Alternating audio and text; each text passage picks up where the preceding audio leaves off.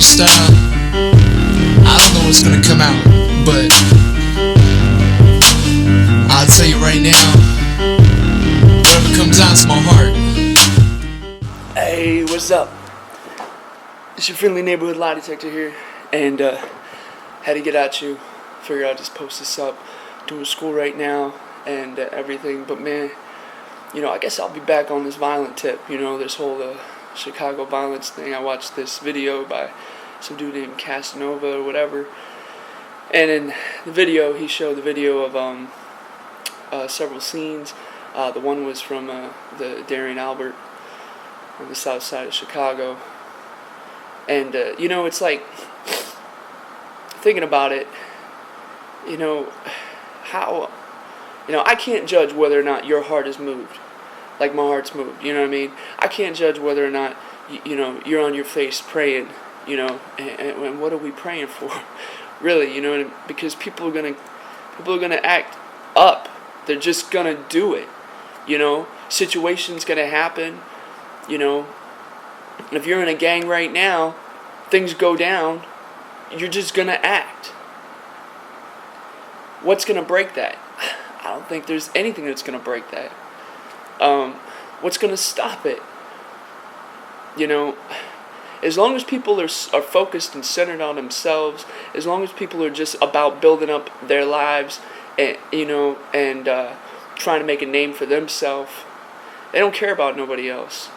They don't care about anybody else. Even when it happens just a block from them, it doesn't even matter. And because it becomes so commonplace, because it happens on a daily, it's just like, well, this is just how it is around here. But man, watching that video, it's so barbaric. It's one thing to have like some young kid, have a gun and shoot another kid. It's not good. It's bad, obviously, right? At least is it? Because how many movies are out there, and we have a genre called action, and it's all about bullets. It's all about shooting people.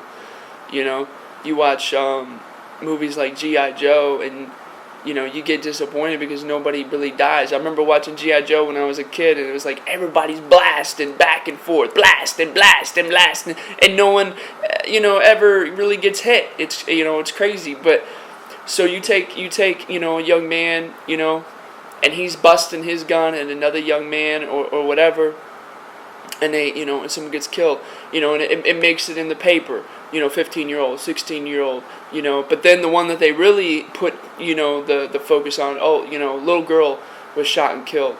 That little girl's life is no more valuable than the 16 or 17-year-old.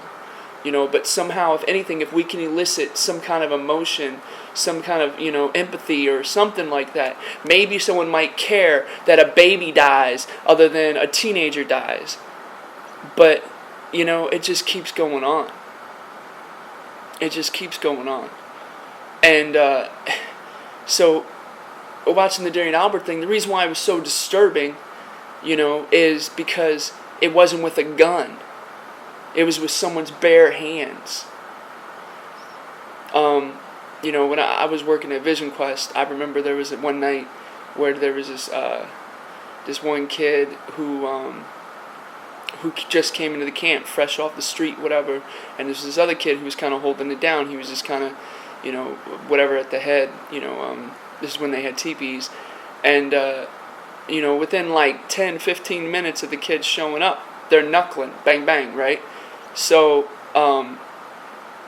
myself and another individual, it happened right inside his teepee, so I went over, because I made sure my kids were good. They were like, yeah, we're good, we'll hold it down, old heads. So I was like, alright. So I went over and, got in the mix, whatever, got them separated.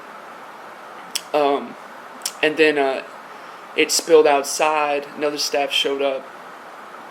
And I remember he had one kid on the ground. I had the other kid on the ground.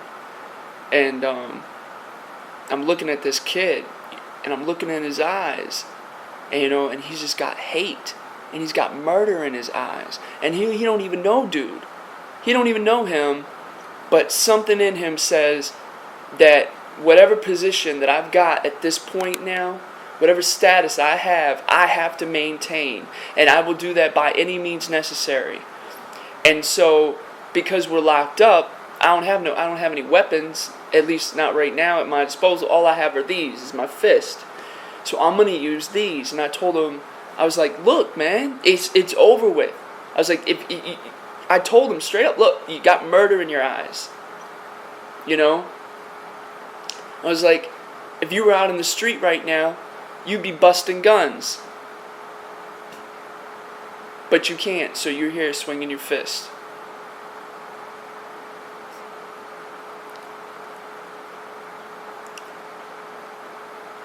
I understand where that mentality stems from. But it doesn't mean that it's an okay thing. So the boys, you can watch the video. You can watch the freaking video. Something that took place in the hood. You and your comfortable home can watch right now some horrific thing that, 20 years ago people wouldn't even know about, didn't even know existed. Didn't know it took place.